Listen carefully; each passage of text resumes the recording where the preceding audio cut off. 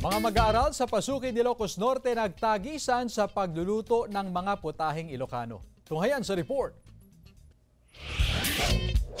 Mga Ilocano dish ang ibinida ng mga mag-aaral sa Ilocos Norte Agricultural College ng Pasukin.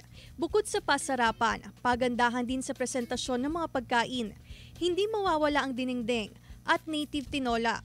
45 mag-aaral ang kasali sa pagluluto, katandem ang kanilang mga magulang.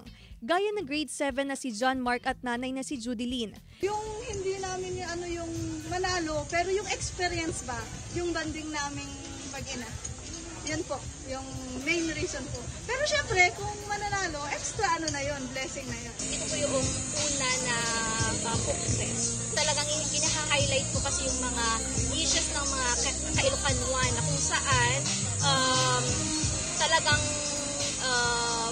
pinapromote po namin ngayon yung panlasa ng mga ka-Ilocanuan ngayon. Happy Kakanan Festival, mga puso! Nilantakan naman ng mga residente at bisita ang mahigit 600 na bilaon ng kakanin na biko sa Kankanan Festival ng Asingan, Pangasinan.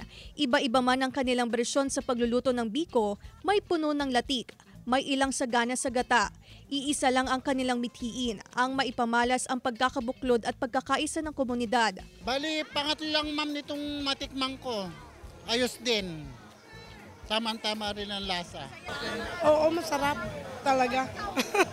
Kaya masayang-masaya kami. Ang Kankanan Festival 2024 ay paraan ng LGU na maiangat ang industriya ng kakanin at mahikayat ang mga magsasaka na magtanim ng malagkit na isang variety ng palay. Claire Lacanilaw, 1 North Central Luzon.